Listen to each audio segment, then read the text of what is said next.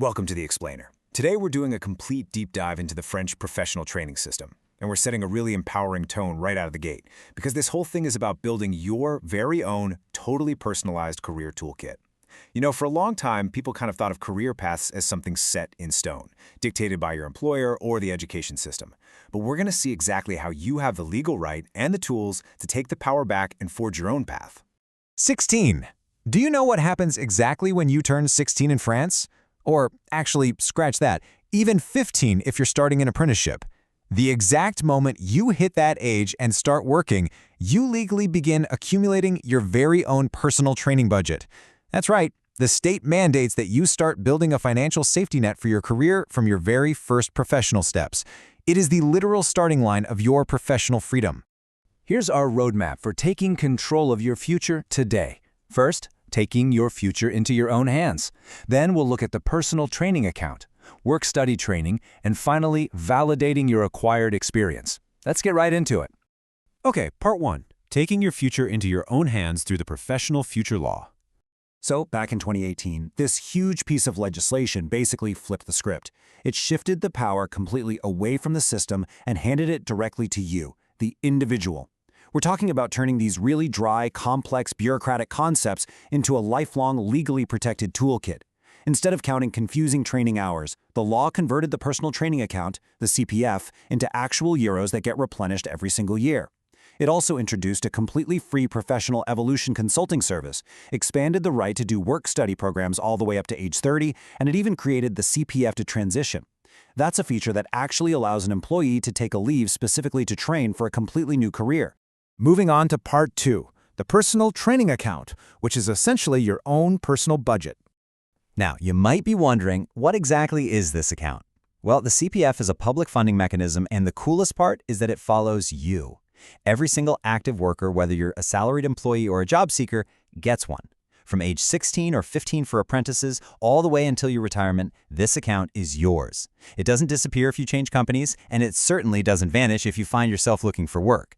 It's this enduring resource that's designed specifically to finance your training projects.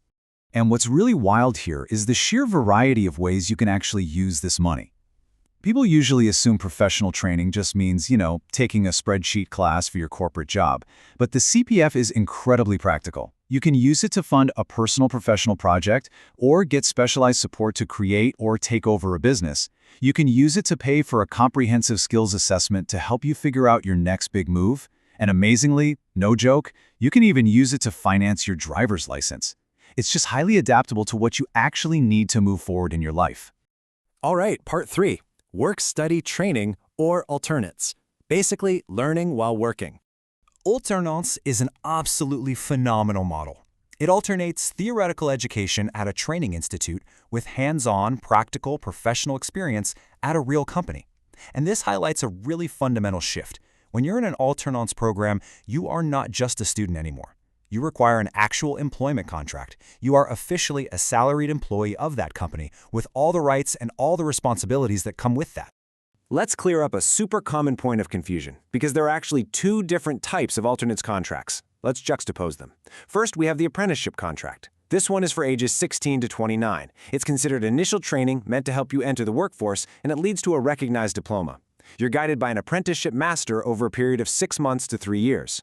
Then you have the professionalization contract. This one is for ages 16 up to 26, and actually even older if you're a job seeker. This is considered continuing education. It leads to a professional qualification, you're guided by a tutor, and it typically lasts 6 months to a year. So 2 different paths, but both allow you to learn while you're earning. This system is heavily promoted for a reason. It is the ultimate win-win scenario. For the student, the benefits are super obvious. You receive professional training, you earn a regular salary, and you walk away with a diploma. But think about the employer's side.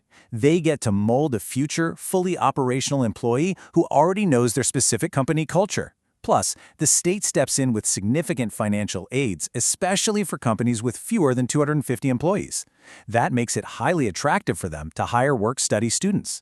Which brings us to part 4, the validation of acquired experience, or VAE, transforming your experience into a diploma. Originating from a 2002 law and recently reformed in 2022, the VAE is officially the third way to get a diploma, standing right alongside initial education and continuing training. The incredible advantage here is that you literally do not have to go back to school to get the degree. You simply validate the skills you've already learned on the job or even through volunteer work.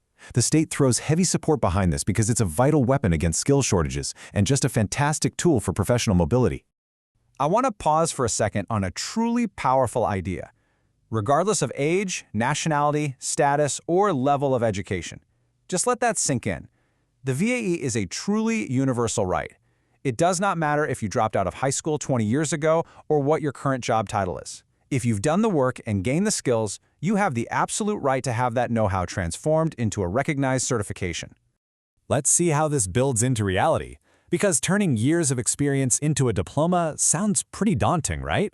The process is actually a logical three-step recipe.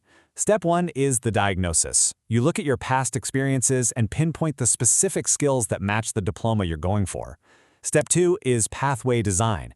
Here, you figure out if you need any individual support or maybe just a short training module to fill in a tiny gap in your knowledge. Finally, Step 3 is support. You get regular guidance to help you actually write out your validation dossier and prepare to present the whole thing in front of a jury. It takes what could be a massive bureaucratic hurdle and makes it highly achievable. So, let's wrap this all up. The crucial point to take away from our explainer today is this toolkit summary. You are not at the mercy of the job market. You have real rights. You have a personal training account funded in euros for your entire active life. You have access to work-study programs to combine a salary with a diploma. And you have the VAE to certify your hard-earned skills without ever stepping foot in a classroom again. These are powerful keys designed to help you navigate and fully control your own career. Which leaves us with one final, very important question for you. What will your next professional project be? Now that you know these tools are sitting right there, fully funded and legally protected, just waiting for you to use them, what are you going to do with them? I highly encourage you to go check your training account balance today and start exploring the possibilities. Thanks so much for joining me on this deep dive into your professional future.